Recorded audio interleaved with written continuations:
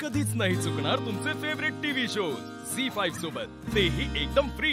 मी जर अमोल बद्दल तुला सांगितलं असतं तर केला असतास का रे साखरपुडा?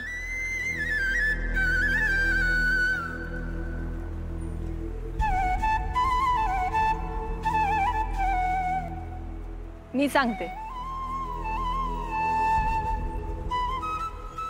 नसता केला तू साखरपुडा, मला माहिती आहे। पण अर्जुन, तुझा जर साखरपुडा झाला नसता ना तर त्याचाही सगळा दोष आपल्या घरच्यांनी मला दिला। बाबांच्या बाबतीत पण तेच, बाबांची काळजी वाटत होती ना, सगळं डोक्यात फिरत होतं, काय करावं काहीच कळत नव्हतं मला। हे बघ अर्जुन, मला तुला आणि बाबांना परत दुःखात नव्हतं बघायचं, म्हणून मी काहीच नाही।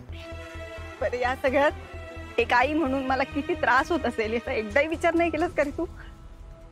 झालं, आलीस माझ्यावर, म्हणजे मीच अविचारी, मीच निष्ठुर आहे ना? नाही तसंच आहे ना, प्रत्येक वेळी तुझं तेच असतं ना। अर्जुन बास, नाही बास काय बास, प्रत्येक वेळी तुझं तेच होतं ना की माझ्यावरच यायचं असतं ना। अर्जुन बास, बास झाला आता। आपलं पोरगं तिकडे किडनॅप आहे। अर्जुन, मला कळत नाहीये का? हा तुझा जो संकेतपणा आहे ना, तोच चुकतोय। तू आता पण हेच बोलतोय सारे। पोरगा किडनॅप झालाय ना? एक मिनिट, मग मी म्हटले असते की त्या मॉन्टीला तू पकडलं असतं तर आज आपला मुलगा किडनॅप झालाच नसता। तर मी तुला बोललीये का असं? पण जीव तोडून प्रयत्न केले की मी त्या दिवशी। का नाही पकडलंस तू त्याला? बास बास करा आप्या, किती भांडणार आहे तुम्ही? तुमच्या या भांडणाचा त्रास ते लेकराला होतोय। आज 7 वर्ष झाले ते लेकरू बापापासून लांब राहिले। अर्जुन, अरे पुण्यात आल्यापासून ती लेकरू एकच विचार करते, बापाला कसं शोधायचं, बाबाला कसं शोधायचं। आम्हाला विचारायचं माझे बाबा कसे दिसतात, त्यांनी नुसतं आम्ही सांगितलं त्याच्यावरनं चित्र काढलं, माहितीये का? आज ते लेकरू गायब झालंय आणि तुम्ही त्याला शोधायचं सोडून भांडताय कसले? दाजी, तुम्हाला कळणार नाही हो त्याची तुमच्यासाठीची ओढ। त्याला आधीच कळलंय की तुम्ही त्याचे बाबा आहे।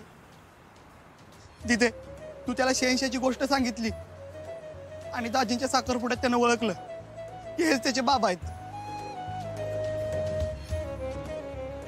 माझ्या बोलणं माहिती होतं मी त्याचा बाबा आहे म्हणून? हो दाजी, अहो म्हणून तर त्यानं तुम्हाला मिठी मारली की। सिंबा, काय झालं बाळा? भीती वाटली। ते घाबरायचं नाही, मी आहे ना आता इथं। तू काय बोलतोय विजय? हो तिथे त्याने कोणाला नाही सांगितलं, फक्त मला आणि त्याच्या मित्रांना माहित होतं। समोर काय पोरे मस्तात माझे बाबा हे कळले मला।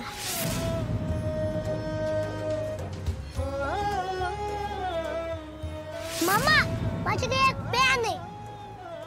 मी माझ्या बाबाला आज काळात त्यांची भेट झाली होती ना, तिथे घेऊन जाणार आहे आणि तिथे त्यांना सगळं सांगणार आहे। दाजी, तो तुम्हाला सांगणार होता की मी तुमचा मुलगा आहे,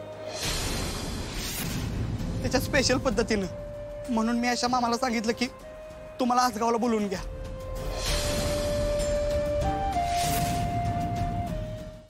झी5 ॲप डाउनलोड करा आणि पहा सर्व एपिसोड्स एकदम फ्री।